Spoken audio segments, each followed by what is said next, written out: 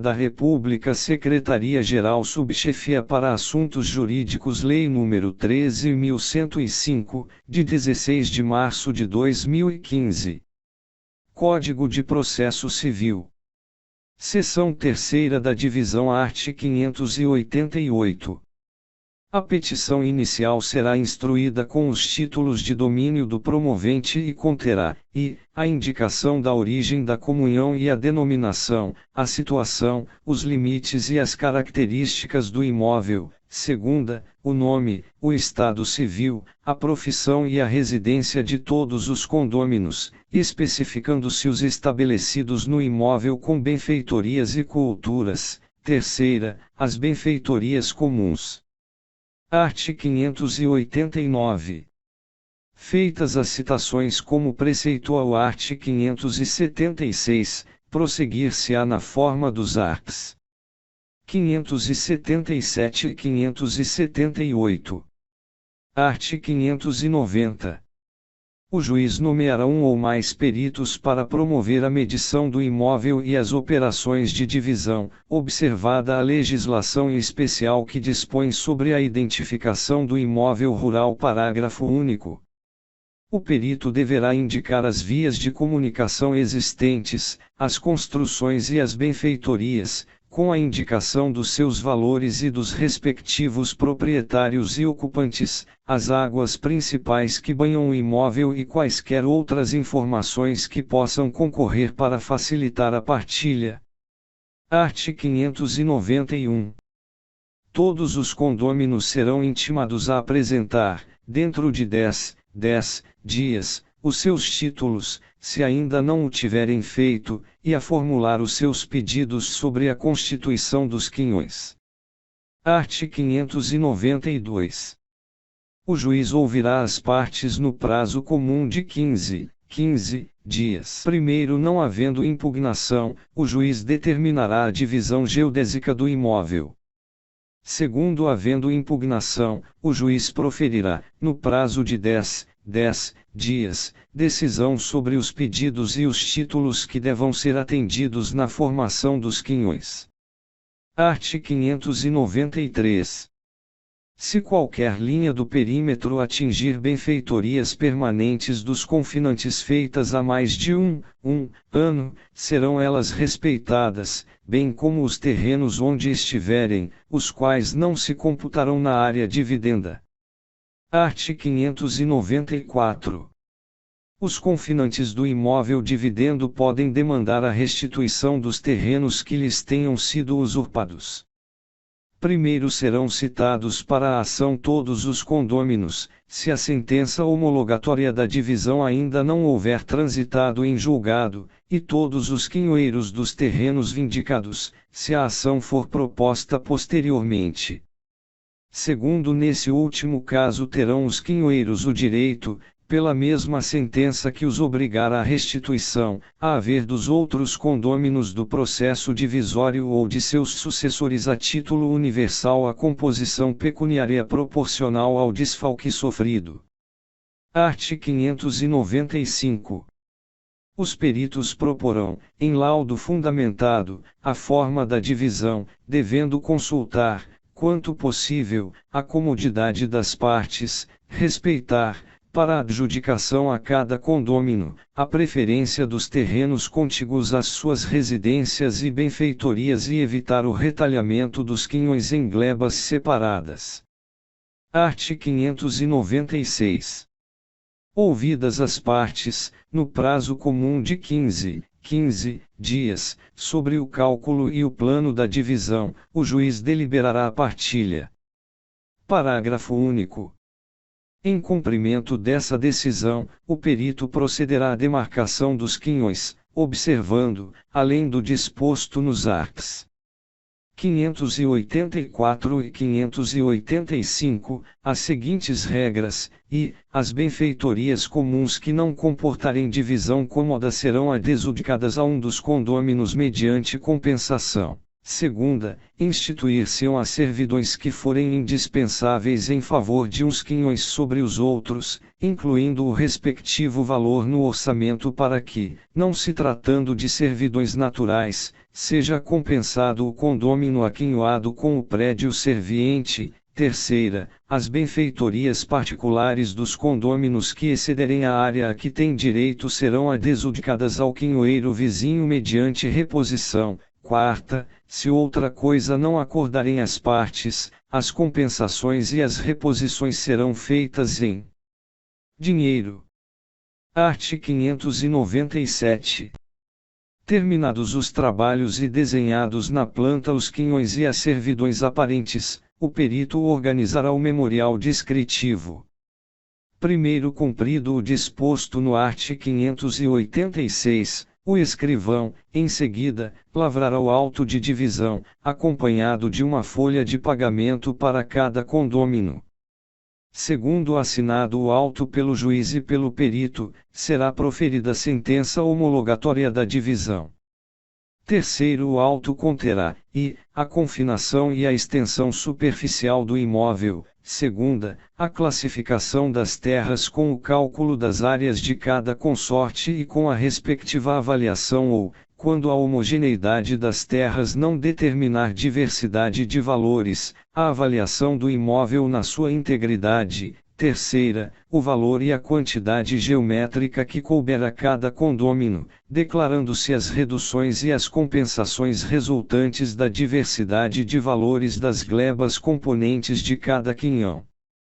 Quarto, cada folha de pagamento conterá, a descrição das linhas divisórias do quinhão, mencionadas as confinantes. Segunda, a relação das benfeitorias e das culturas do próprio quinhoeiro e das que lhe foram adjudicadas por serem comuns ou mediante compensação. Terceira, a declaração das servidões instituídas, especificados os lugares, a extensão e o modo de exercício. Art. 598. Aplicar-se às divisões o disposto nos arts. 575 a 578. Capítulo V da ação de dissolução parcial de sociedade. Art. 599. A ação de dissolução parcial de sociedade pode ter por objeto, a resolução da sociedade empresária contratual ou simples em relação ao sócio falecido, excluído ou que exerceu o direito de retirada ou recesso, e segunda, a apuração dos haveres do sócio falecido, excluído ou que exerceu o direito de retirada ou recesso, ou terceira, somente a resolução ou a apuração de haveres. Primeiro, a petição inicial será necessariamente instruída com o contrato social consolidado. Segundo, a ação de dissolução parcial de sociedade pode ter também por objeto a sociedade anônima de capital fechado quando demonstrado, por acionista ou acionistas que representem 5% ou mais do capital social, que não pode preencher o seu fim. Art. 600. A ação pode ser proposta, pelo espólio do sócio falecido, quando a totalidade dos sucessores não ingressar na sociedade. Segunda, pelos sucessores, após concluída a partilha do sócio falecido. Terceira, pela sociedade, se os sócios sobreviventes não admitirem o ingresso do espólio ou dos sucessores do falecido na sociedade, quando esse direito decorrer do contrato social. Quarta, pelo sócio que exerceu o direito de retirada ou recesso, se não tiver sido providenciada, pelos demais sócios, a alteração contratual consensual formalizando o desligamento, depois de transcorridos 10 dias do exercício do direito. V. Pela sociedade, nos casos em que a lei não autoriza a exclusão extrajudicial, ou sexta, pelo sócio excluído. Parágrafo único. O cônjuge ou companheiro do sócio cujo casamento, união estável ou convivência terminou poderá requerer a apuração de seus haveres na sociedade, que serão pagos à conta da cota social titulada por este sócio. Art. 601. Os sócios e a sociedade serão citados para, no prazo de 15 dias, concordar com o pedido ou apresentar contestação. Parágrafo único. A sociedade não será citada se todos os seus sócios o forem, mas ficará sujeita aos efeitos da decisão e à coisa julgada. Art. 602. A sociedade poderá formular pedido de indenização compensável com o valor dos haveres a apurar. Art. 603.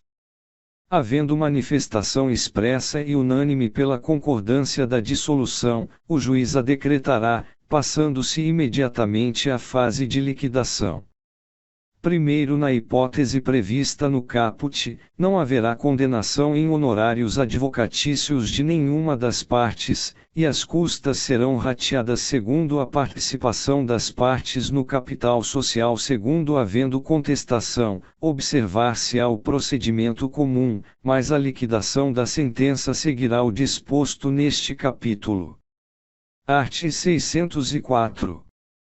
Para a apuração dos haveres, o juiz, fixará a data da resolução da sociedade. Segunda, definirá o critério de apuração dos haveres à vista do disposto no contrato social. E terceira, nomeará o perito.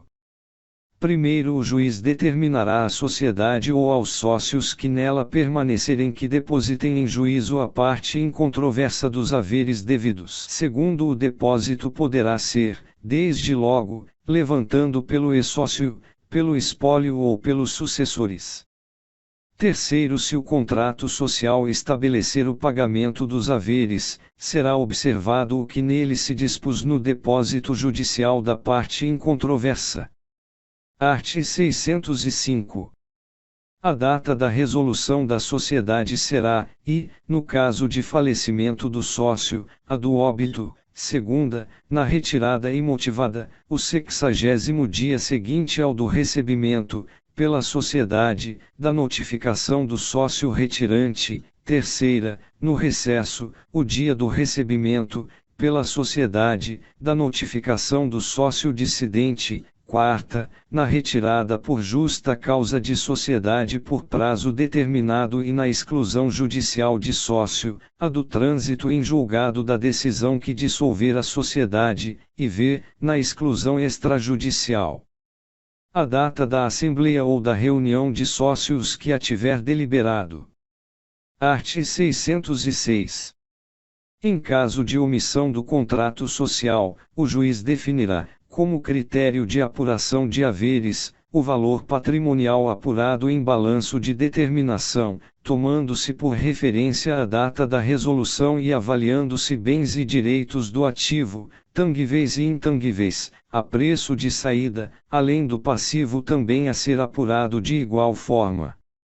Parágrafo único. Em todos os casos em que seja necessária a realização de perícia, a nomeação do perito recairá preferencialmente sobre especialista em avaliação de sociedades. Art. 607. A data da resolução e o critério de apuração de haveres podem ser revistos pelo juiz, a pedido da parte, a qualquer tempo antes do início da perícia. Art. 608. Até a data da resolução, integram o valor devido ao ex-sócio, ao espólio ou aos sucessores a participação nos lucros ou os juros sobre o capital próprio declarados pela sociedade e, se for o caso, a remuneração como administrador. Parágrafo único. Após a data da resolução, o ex-sócio, o espólio ou os sucessores terão direito apenas à correção monetária dos valores apurados e aos juros contratuais ou legais. Art. 609. Uma vez apurados, os haveres do sócio retirante serão pagos conforme disciplinar o contrato social e, no silêncio deste, nos termos do 2º do art. 1031 da Lei nº 10.406, de 10 de janeiro de 2002, Código Civil.